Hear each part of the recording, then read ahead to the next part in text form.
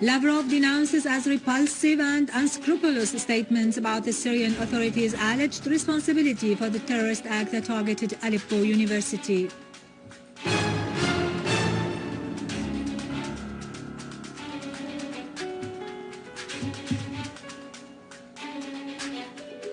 NATO affirms that a political solution is the best for the crisis in Syria and there is no intention for a military intervention in the country. Syrian-Iranian cooperation agreements are culminated in a credit line in the amount of $1 billion and 7 contracts in the field of energy and electricity.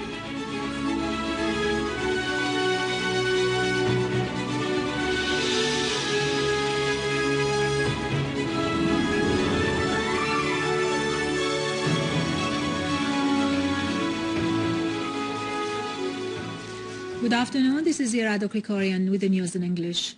Russian Foreign Minister Sergei Lavrov strongly criticized the statements on the alleged responsibility of the Syrian government forces for the terrorist attack which targeted Aleppo University, describing them as repulsive and unscrupulous. In a press conference in Dushanbe, the Tajik capital today, Lavrov said the terrorist attack on the university is an immoral act and any talk of Syrian government's involvement is a repulsive one. Responding to a question on the possibility that the difference in interpreting the events in Aleppo could affect the Russian-US relations, Lavrov said, "I cannot understand how a terrorist act could be a pretext for differences," reminding that heads of many countries and the UN described the events in Aleppo as a terrorist act. Head of the Russian-Syrian Friendship Society, Alexander Zasakhov, has stressed the deep and solid friendship relations between the Russian and Syrian peoples, expressing his firm condemnation of the terrorist acts in Syria, the most recent of which was the barbaric explosion at Aleppo University yesterday. During his meeting in Moscow with the Syrian People's Assembly delegation headed by Dr. Faiz Al-Sayegh, chairman of the Press, Printing and Publishing Committee at the Assembly, Zasakhov said Syria is exposed to 2 wars, the first a terrorist war in which all kinds of weapons are used, and the second a deceptive, misleading propaganda war. Head of the Russian-Syrian Friendship Society criticized the hostile stance of the Turkish government towards Syria, which harm both the Syrian and Turkish peoples, and suggested activating work with international parliamentary, social and syndical organizations in various world countries, urging them to hold international forums on a wide scale to stand on Syria's side and condemn the terrorist practices against it. Venezuela has denounced the terrorist attack that hit Aleppo University last Tuesday, killing 82 students and citizens and injuring hundreds others, describing it as terrorist and barbaric. Venezuelan Foreign Minister Elias Jawa has expressed on behalf of the Venezuelan government and people his condemnation for this criminal act, extending his condolences to the relatives of the victims who were killed in the attack. UN Secretary General Ban Ki-moon had on his part denounced the terrorist act that targeted Aleppo University. The French news agency has quoted the UN as branding in a statement such attacks as ugly and unacceptable and must stop immediately, pointing out that deliberately targeting civilians is a crime of war. NATO Secretary-General Anders Fogh Rasmussen stressed that the best solution to the crisis in Syria is a political one, pointing out that NATO has no intention to intervene in Syria.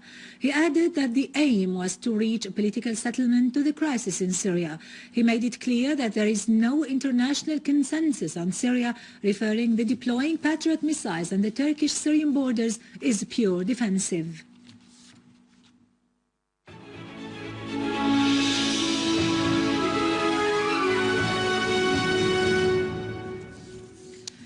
Prime Minister Dr. Wael al-Halaqi has discussed with the Iranian Minister of Oil, Rustom Qasimi, the mechanisms of cooperation and joint coordination in the fields of oil and gas, the exchange of oil derivatives and industries in the interest of both countries to meet their development needs and support their economy in light of the economic war and just sanctions against them. The talks were held at the conclusion of the visit paid by Dr. al-Halaqi and the governmental delegation accompanying him to Tehran, where a number of agreements and joint contracts were signed in several domains. Prime Minister Dr. Wael Halqi has stressed that Syria is facing a universal war with military, economic and financial support by the forces of tyranny and arrogance in the world, with a view of forcing Syria to abandon its stance and national principles and dealing a blow to the resistance axis in the region. Heading Syria's delegation to the final session of talks held by the Syrian and Iranian sides in Tehran, which was chaired on the Iranian side by the Iranian First Vice President Dr. Mohammad Rida Rahimi, Dr. Al-Halqi said the forces hostile to Syria have failed to realize their objectives, affirming that Syria will go ahead in bringing about security and stability and meeting the requirements of its people and armed forces in the face of the forces of hegemony and arrogance in the world, maintaining dialogue and national reconciliation among all its citizens, and starting the reconstruction process, relying in this on its own potentials and the support of its friends.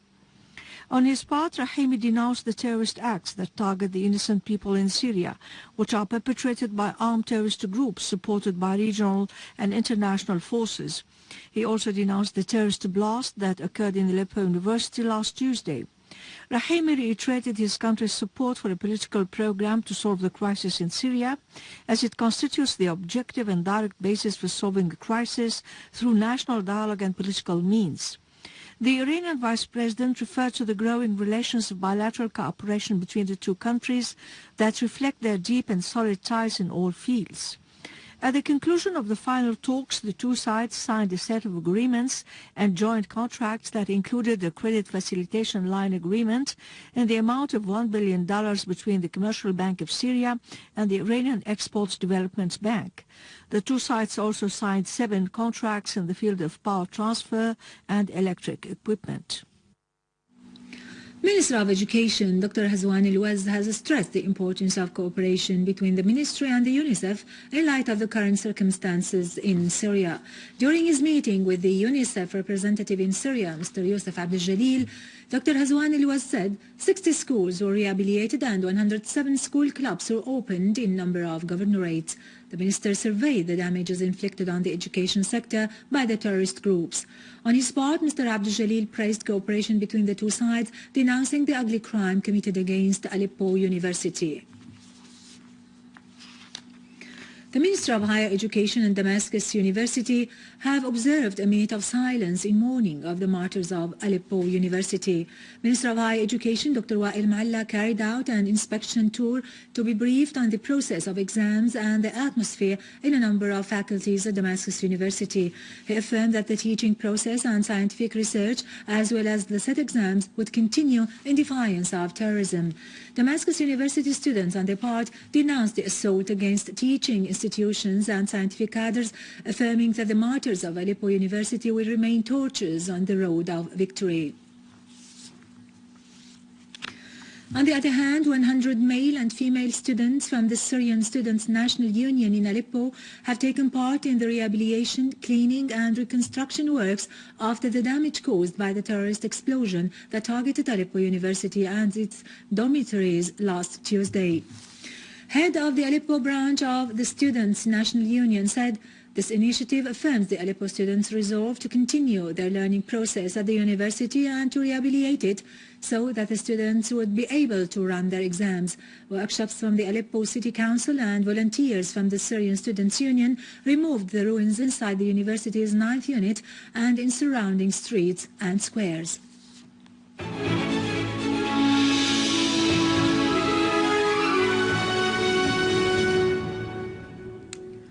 The Resort airport guards have repelled a terrorist group who tried to attack the airport, killing some members of the group. Regional and Western countries have smuggled lethal weapons and developed thermal missiles to the armed terrorist groups in Syria. A unit of the army forces destroyed terrorist cars in Tal Mtawaq next to Ankhel in Daraa suburbs, seized 2 vehicles. The authorities also seized dozens of missiles, 3 Israel-made RPG launchers in addition to a 82 caliber cannon and a number of SAM missiles, mortar shells and assault rifles. The source added that a number of terrorists were arrested. The Contemporary Lawyers Association in Turkey has cooperated with the National Dialogue follow-up committee in Syria to gather files about the Turkish government's violations against the Syrian people to be submitted to the Turkish judiciary and compensate those harmed.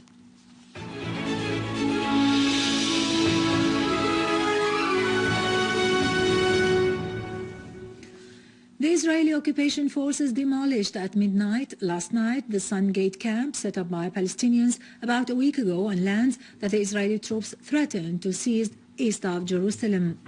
The Waffen news agency quoted the Palestinian Popular Resistance Committee's news that large numbers of Israeli soldiers arrived in the region and they brought with them bulldozers and started the demolition and dismantling operations after the Supreme Court of the occupation yesterday issued a ruling allowing this. The court also issued a decision to bar Palestinians from reaching the camp. It is to be noted that dozens of Palestinians set up the Sun Gate camp on the 11th of this month in response to the policies of the acquisition of territory pursued by the Israeli occupation authorities to build thousands of settlement units. In Iraq, terrorists unleashed a string of bomb attacks, mainly targeting pilgrims across Iraq today, killing at least 22 people and extending a wave of deadly bloodshed into a second day. The eruption of violence follows nearly 2 weeks of relative calm and threatens to inflame rising tensions among Iraq's ethnic and sectarian groups. The worst attack took place near Dujail, 80 kilometers north of Baghdad, where a pair of car bombs exploded near pilgrims into the town of Samarra. 11 people were killed and more than 60 were wounded in that attack. The attacks in Dujail came hours after a car bomb struck a bus carrying foreign pilgrims near the southern holy city of Karbala. 4 people were killed and 12 were wounded in that attack, according to police and hospital officials. French troops press northward in Mali, territory occupied by radical Islamists, launching a land assault which will put soldiers in direct combat. A trickle of refugees left on foot from Diabali, a town seized 2 days ago by the jihadists, who have held onto it despite a bombing campaign by French fighter jets. According to residents, the refugees arrived in Niano town, 70 kilometers away. French warplanes have carried out airstrikes on Diabali since the weekend, when a column of dozens of rebel vehicles cut off the road to Diabali and seized the town as well as its military camp. In Libya, armed tribal clashes erupted in Sirmin city, west of the capital Tripoli, during which different types of light and medium weapons were used. The clashes are going on between the Maqura and the Muhajib tribes and led to cut the coastal road between Libya and Tunisia, and there were no reports about casualties yet. On the other hand, the citizens of Sabha city, east of Libya, have taken to the street calling for enabling the army and police and providing security to the city. In a statement, the protesters condemned the torture that is taking place in the Libyan prisons, and they demanded for opening an investigation about all torture and death cases and bring the perpetrators to justice, calling on the defense and the general staff to develop a strategy for withdrawing the arms which are spread heavily in the city. With this, we end our news for today. Thank you for watching. For more news about Syria and the region, and to view this bulletin again, you can always visit our website in English, syriaonline.sy. Now to latest business and market news with Khalid Saqabani after a short break.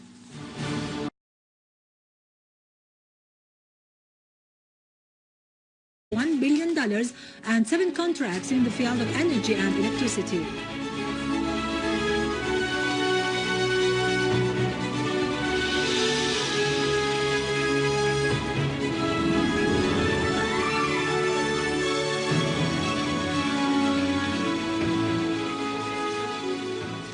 Good afternoon, this is Irado Krikorian with the news in English.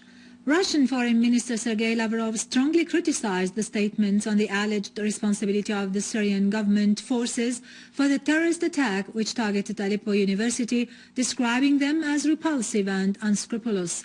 In a press conference in Dushanbe, the Tajik capital today, Lavrov said the terrorist attack on the university is an immoral act and any talk of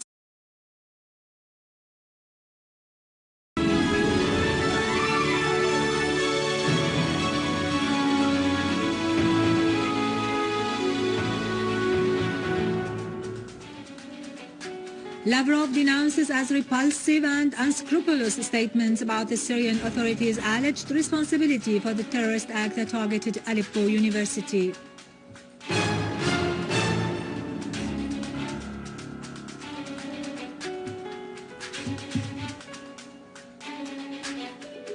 NATO affirms that a political solution is the best for the crisis in Syria and there is no intention for a military intervention in the country. Syrian-Iranian cooperation agreements are culminated in a credit line in the amount of the Syrian government's involvement is a repulsive one. Responding to a question on the possibility that the difference in interpreting the events in Aleppo could affect the Russian-US relations, Lavrov said, "I cannot understand how a terrorist act could be a pretext for differences," reminding that heads of many countries and the UN described the events in Aleppo as a terrorist act.